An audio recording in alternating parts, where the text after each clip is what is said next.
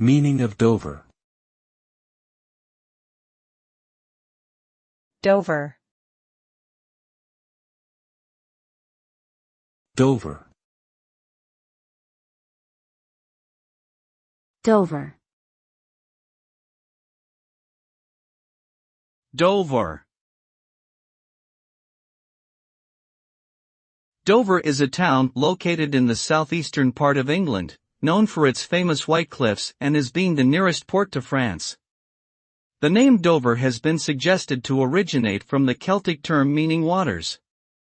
The town has been significant throughout history, from Roman times to the present day, with its strategic position making it an important location for trade, defense, and migration.